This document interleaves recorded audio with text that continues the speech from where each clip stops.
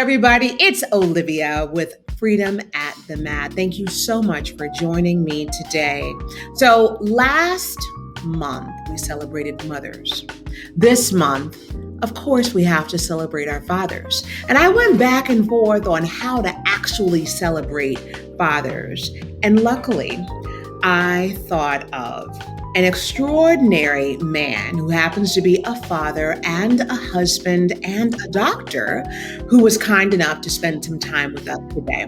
So I am going to welcome to Freedom at the Mat right now, Dr. Columbus Batiste.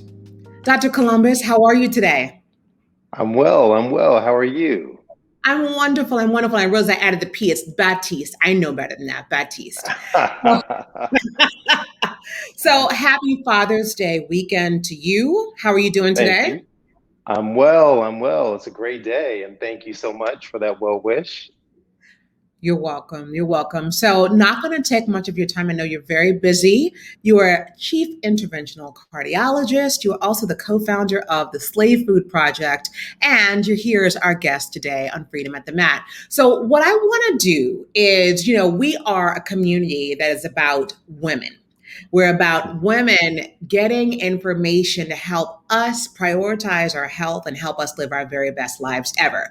But I often feel like I'm slighting the brothers, I'm slighting the men. And Yes. June, I was like, okay, we could do Black Music Month, we could do Gay Pride, or we could Hmm. do fathers. And so I chose fathers because I felt like I just had to. My father's Yes. 84, and I'm grateful that my father's still alive. And I think All that right. right? Women, we have such a role in supporting the health and the wellness of our men. So, the Yes. first question I have for you is what are some helpful things that women can do to help our men in their journey to health? Whether it is our fathers, our sons, our brothers, our spouses, our friends. Yeah. No, that's a great question. And you know what? I think that one of the things that women can do is just be uniquely yourself.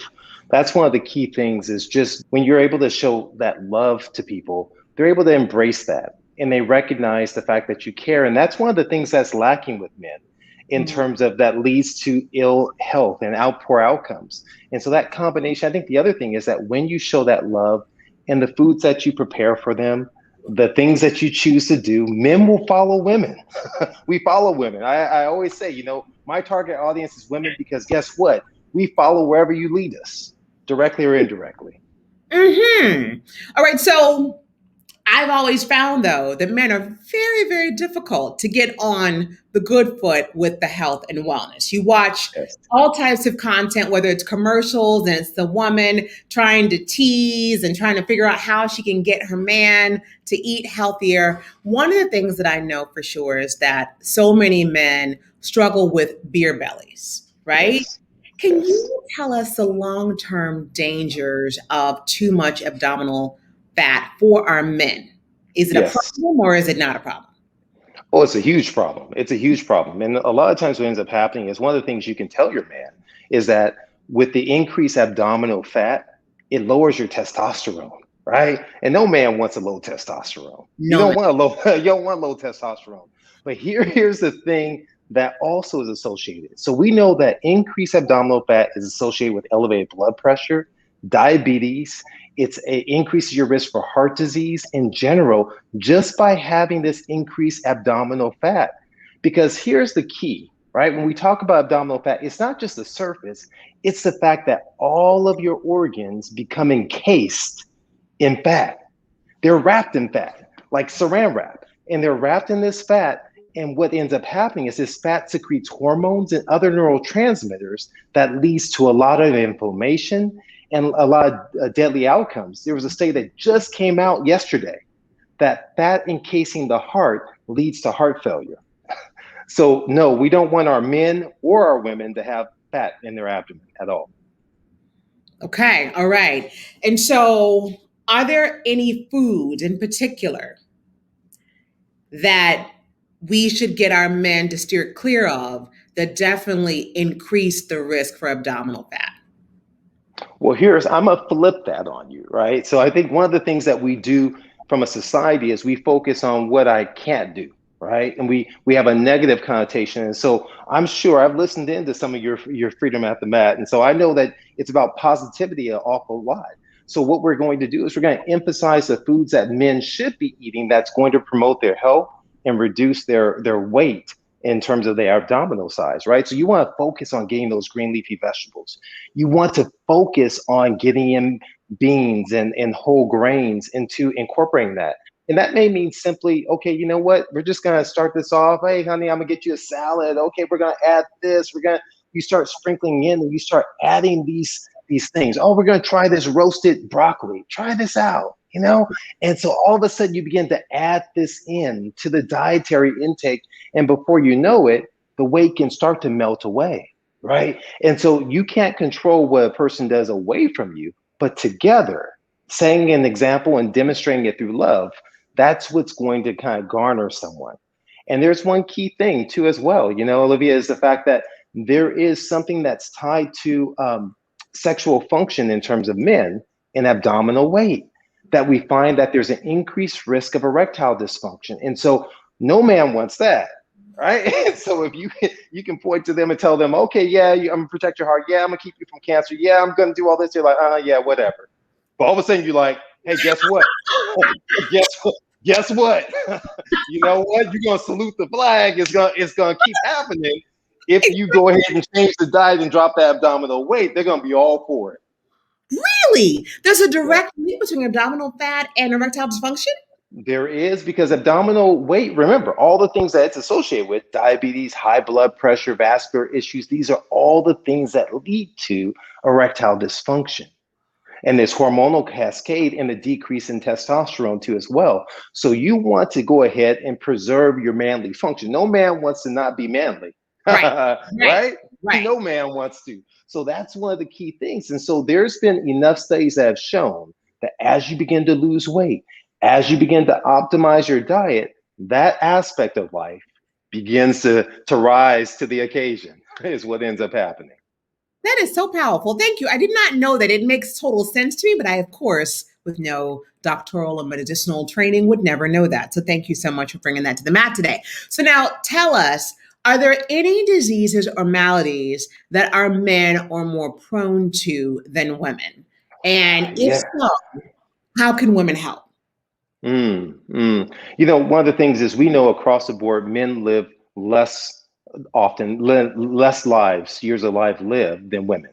And we live sicker. We have disease at an earlier age and we die sooner across the board. So when you look at it, since the beginning of the 20th century, even before that, look at actuaries, men die sooner and they live sicker. Now, so the question we have looked into as scientists, why is it? Is it because we're not going in for checks? Is it because we take greater risk? Is it because we don't have social outlets?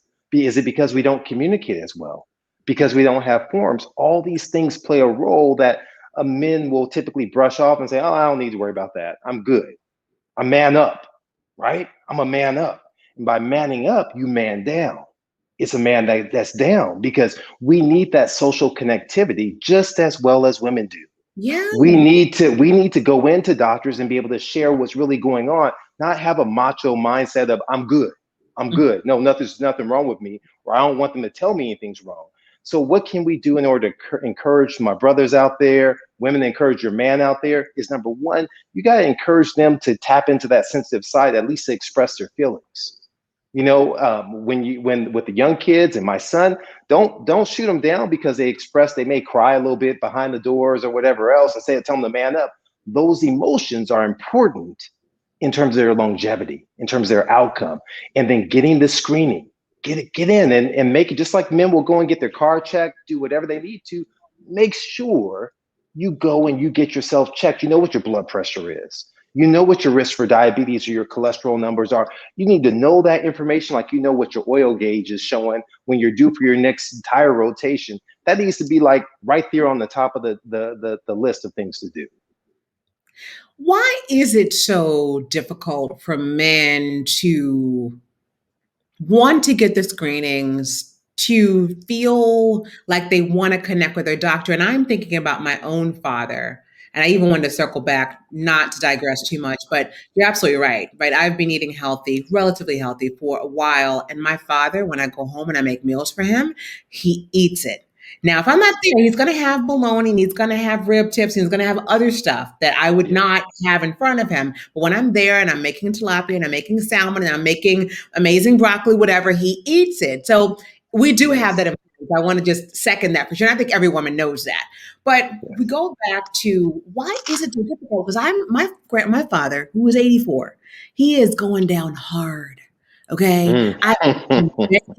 I'm like, let's go to the doctor. I'll be in town these 5 days. He doesn't want me to have access to that information. He doesn't want to need me, and he doesn't want to need a doctor. And even at Mhm. 84, in a very kind of feeble manner that he's carrying, he's still holding on to this manly pride. So, what is Yes. it? You know? Yeah, I think it's fear. There's nothing other than fear. Fear is something that grips all of us, right? Okay. And I think that what ends up happening is you have fear mixed with the culture of manhood. And so, I can't show weakness. I can't Mm, show and allow my guard to drop down. I okay. have to put up a good front. I have to be the man in front of this woman. I have to be the man out inside of public, and I can't let that guard down at all. And so when you mix the combination of both of these, this fear mixed with this culture of manning up, it leads to men oftentimes not going in. And then you magnify this. Now you go into a doctor's office and maybe you are inclined to go ahead and say something. Well, now the doctor perhaps is rushing you through that visit. It's a 5-10 minute visit. They're barely looking at you in the face. They don't connect with you. They don't relate to you. Maybe they don't speak the same language. Maybe Right. they don't have anything that allows you to resonate. So you don't build trust in that position. When you don't build trust in that position, now that fear and suspicion rises to the surface, and you're even more so less inclined to tell them anything, to take on their recommendations for screening, for colonoscopies, or for a prostate exam, or for a PSA, and you refuse and you won't do it. Now you don't want to go back. So instead of saying something to that provider or seeking out a new one, you're just like, forget it. I'm done with it. I'm over it. I'm fine. I feel fine. Because we get so used to feeling ill, it becomes the new norm. We forget what it feels like to feel Ooh, well, to feel vibrant, to feel energetic, to feel like you're alive. And that's where it's a problematic for all of us, but men even more so. that's so interesting. So you guys began to normalize feeling ill, and you just Yes, kind of accept it. we all do, but I believe men do it at a faster clip than women. And that's all from the fear perspective and manning up, not wanting to look. That's really, thank you for that. That's helping me a lot. I'm hoping it's helping you ladies as well, and any guys who are watching as well. So just a couple more questions. We're gonna keep it Yeah. tight here at the mat. We try to keep it short. So I have a new neighbor that moved in, and I happen to look out, and he has a grill. And I was like, oh, I guess I can go grill. Maybe he'll let me use it because I don't grill. And it reminded me, right? He's a single man with a son. And I realized that for many men, making dinner is grilling. And I think that's awesome. We have our men who are cooking for us, which is amazing. But I believe I came across something that you offered, some content, and you shared that grilling food is not good for us. Is that true? Unfortunately, it is. There's components of things. And so, as I told you, I try to keep it positive. But I think one of the things is that, so first, I'm going to start on the positive tip. When we're grilling, we want to grill foods that are alive and not kill them completely, right? So we're not going to burn them at the stake like they did back in the day. We don't want to burn them so they're crispy and charred up. You want to make sure that there's vegetables on that grill, on the kebab and other things like that that can feel and nourish your body. Those dark blackened marks are the ones that lead to detrimental effects inside the body. They cause a chemical reaction that can propagate the risk of cancer as well as the risk of high blood pressure. When you add to that, you're now grilling the red meats, which we know are essentially like class 1 carcinogens, right? So here's the thing. I always kind of joke, and I'll say this to folks, is that, if I told my wife, I say, hey, babe, I'm gonna go and I'm gonna take you away for this beautiful hotel for the weekend. It's a 5++ star hotel resort. I said, oh, by the way, they had asbestos inside the hotel there, right? I said, there's asbestos, but we're only going for a weekend. Do you think she'd want to go? Absolutely not. No, but it's just a weekend. No, she wouldn't want to go. She's like, I'm not going to be exposed to something that can cause cancer, even if Right. it's just once a year, or if it's once a month, or if it's once a week. But we do this consciously, right? We take red meat, we throw it on the grill, we now add extra burn marks that cause issues, and we say, oh, it's just once in a while. It won't hurt anything that I can see, but it happens microscopically, right? And so what I tell folks is that if you're going to use the grill, that's great. Now, of course, I'm a strong advocate for a healthy, whole food, plant-based diet. But if one is going to seek out foods to eat, then get your fish on there and do what you have to prepare it on the grill or whatever it is, or bake it, broil it that way. Get your vegetables, you can get your potatoes, lots of things you can do on the barbecue grill without like charring it to death in terms of red meats and other subs, and then processed meats. So what we put on the yes, we put chicken, but what else do we put? Red meats, burgers, hot dogs, processed meats, in other words, Yeah. sausages, all the things that are detrimental to our longevity, all the things that can impact our manhood. So our manhood is about taking care of our family. It's about protecting our family. It's about raising our kids and being an example of manly, of how our girls should be treated, of how our boys need to come up and have a certain persona and carry themselves. But yet, what are we doing? We're shortening our time here on the earth to be able to set that example by the foods we're eating. We're now passing along traits that will shorten our future generations and my offspring, right? Yeah. So if I do that to my son, that means he's going to pass it on to his son, which means my grandson is going to carry on this tradition. Mm-hmm. And so can I do anything to help break the cycle? And that's really what it's about. So I want to just go back because this is going to be very shocking information for people. So I want to make sure that I really capture this correctly. Yeah. Are you saying that we should really avoid grilling, or like as much as we can? Or is it you can grill, but do it on occasion? And when you do it, use more fishes, more chickens, not so much red meat, and don't char it.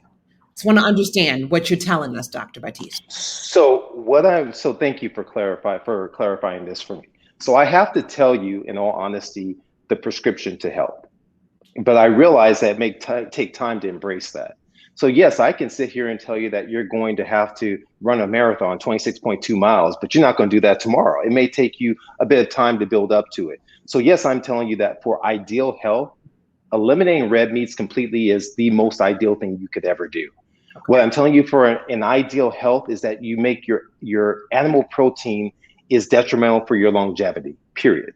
Right? But I'm saying if that's something but we're going to focus on emphasizing our vegetables and fruits and whole grains. But if I choose to have it, which is fine, then you want to be very conscientious of the way in which you prepare it, of the way in which it's sourced, of the frequency, of the amount that you're having too as well. All those things are extremely important. And so, yes, if you're going to grill, yeah, I would rather you do fishes and do vegetables rather than the things that are going to lead you to come and see me on a regular basis is what my preference would be. But definitely eliminating the red meats. That should be something that you just like, that's no way that's crossing over into my grill ever. Okay. Thank you very much for clarifying for us. So can I grill? Because, it is Father's Day weekend and we've got 4th of July coming. Can I grill? I can grill some fish and some chicken? Yeah, grill some fish up. Tell you what, I'm going to send you over an incredible burger recipe, right? It's going to blow your mind that you can pop that on the grill. It's going to be rich of like spices and flavoring and different beans and grains. And you will pause and you'll wonder, man, this is better than I ever thought. I'm surprised I'm eating this and surprised I love it. I'm telling you. My man is going to love it. That's right. Okay. He's going to love it. All right. He's going to love it. And if that fails, I'm going to tell you what. I'm not a big proponent, but throw on one of the plant-based burgers. Try those out. But here's the thing, don't just throw it. Listen, when you're going to prepare something, who prepares any kind of meat or any meal without throwing in some spices? Chop up the onions and garlic, and you can't just throw something on there and be like, oh, this don't taste good. You have to prepare that joker the same way you're going to prepare You're right. anything else. You're right. You season it up. You don't have to use the salt, but season it up and then eat it and then cast your judgment. And that's what I challenge folks to do this upcoming Father's Day. Try it at a minimum, a plant-based burger. If you're not willing to kind of say, okay, I'm gonna do what Doc says and do all this beans and rice and everything else, try one of the plant-based burgers out there. There's a ton of them out there on the market. But season it up and try it and see what you think. All right. Well, Dr. Batiste, I have one final question for you, and that is there a number one secret that women should know of to get the men in their lives to take better care of themselves? You know of any secret weapons, any ways we can do it? Because it's very hard for you guys to act right and to cooperate with us. Yeah, yeah. I don't. I'll tell you, my wife still struggles to get me to do what she wants me to do at times herself, and she does have a secret weapon or two that she that she typically pulls out. Okay. I don't think I can talk about it a whole lot right now, but nevertheless, I think in terms of preserving the man's health, I think it's once again listening and being empathizing to where they're going. So realizing that everyone comes in with their own perspective as it relates to health, to life, to food, to every aspect, right? And so that those areas are bridged gently, right? Not by just slamming. It's first understanding, and then it's showing and demonstrating the actions that you want to see mimic. Because guess what? I don't know if you've heard of something called the mirror neurons. The mirror neurons, right? And so this is a concept out there that what ends up happening, you walk into a room and you greet someone and they smile, you smile back. They cross their legs, you cross your legs. They start to position a particular way, you find yourself positioning a particular way. They yawn, you yawn. So we do this naturally, and psychologists have observed this. And so when you come in and you now greet, you're emulating what the action that you want your significant other to espouse. There's an increased likelihood they will take that on. And so that's what I would encourage, because we're all grown folk. None of us can force anyone what to do, but you can just try your best to nudge them with love and concern and empathy.